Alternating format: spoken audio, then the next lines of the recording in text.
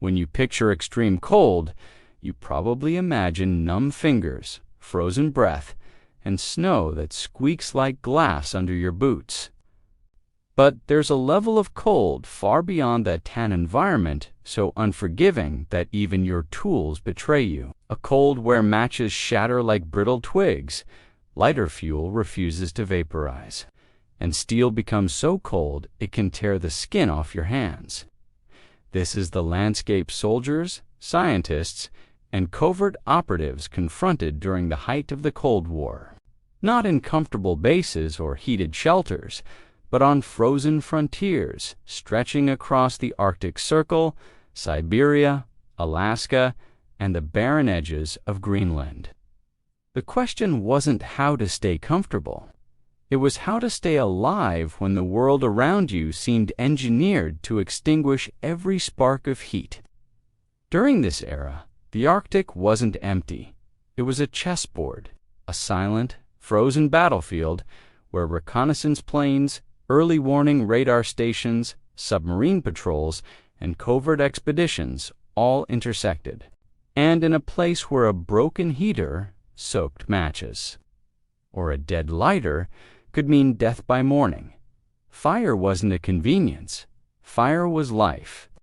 But conventional fire-starting tools were designed for forests, deserts, jungles not, for the killing cold of 40, 50, even 60 degrees below zero. Soldiers reported that matches became too fragile to strike. Zippo and gas lighters refused to ignite.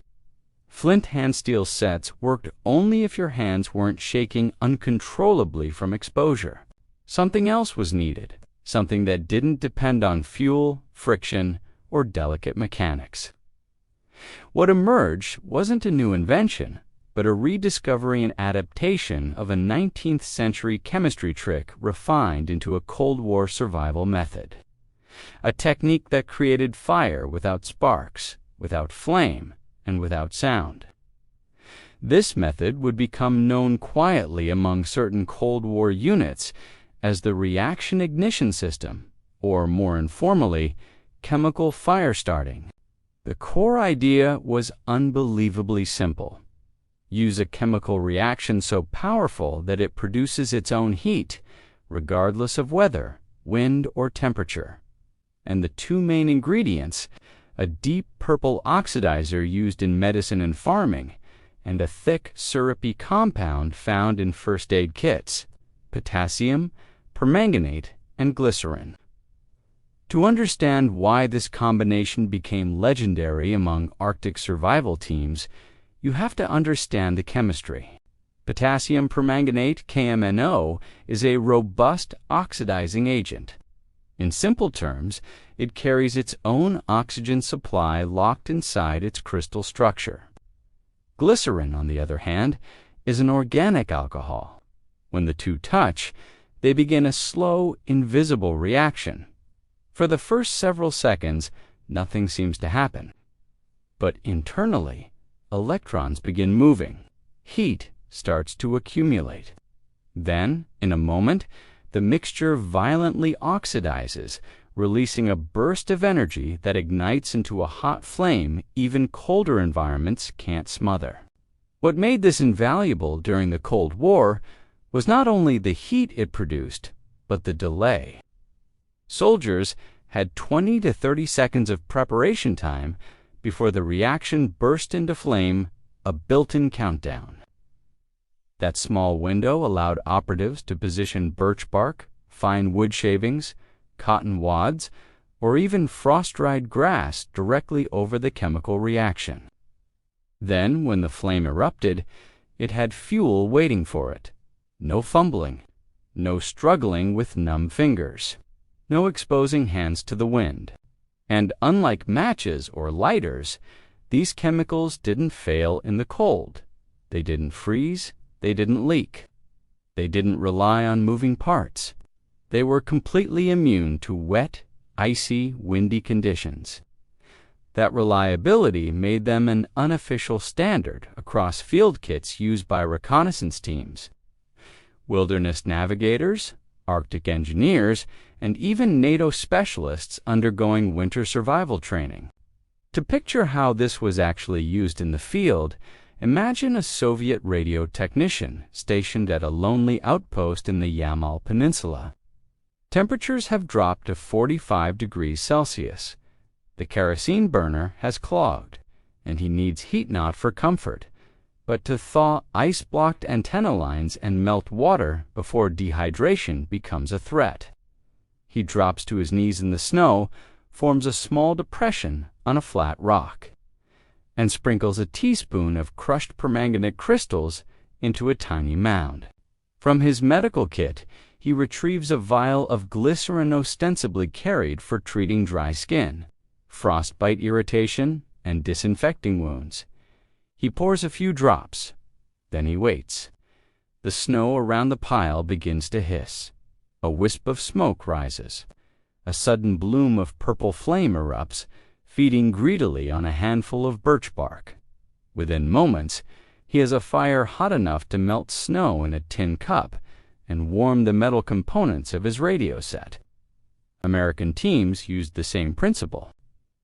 During construction of the distant early warning line across Alaska and northern Canada chain of radar stations built to detect enemy aircraft engineers and support personnel carried permanganate tablets as disinfectants and glycerin-based ointments for skin damage. Military manuals quietly noted that combining the two could provide emergency ignition in sub-zero conditions. 4 soldiers dropped into remote areas for survival exercises. This method became so reliable that instructors insisted trainees practice it with gloves on, simulating the real conditions in which it would matter most. What made the method even more valued was its versatility. Potassium permanganate served multiple purposes: water purification, wound disinfection, antifungal treatment, and even marking trails due to its intense purple color. Glycerin, meanwhile, served as a lubricant, skin protector, and chemical stabilizer. Together, they formed a fire-making method, hiding in plain sight inside standard field equipment. Far more practical than carrying bulky fire kits or unreliable lighters. Of course, the process wasn't foolproof. Soldiers were trained to prepare the ground first. Snow melts rapidly under a permanganate reaction, which can smother the flame if used directly on a snowbank. A rock, metal plate, or thick piece of bark was ideal, and the mixture had to be limited to much glycerin, and the reaction drowned itself. Too little, and the heat wouldn't build. But once mastered, it became a trustworthy ignition method that Cold War veterans remembered long after they retired from service. Even today, survival instructors praise the method not because it's flashy, but because it teaches the most important principle: understanding the environment and the science that governs it. Gear fails.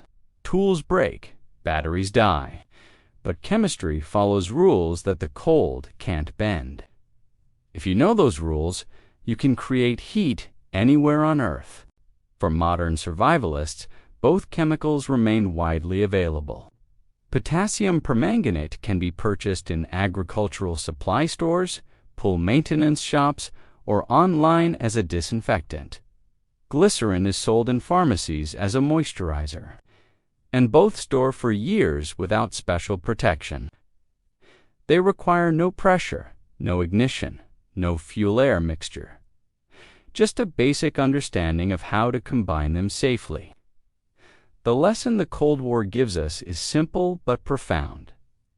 Survival belongs to those who prepare not with gadgets, but with knowledge.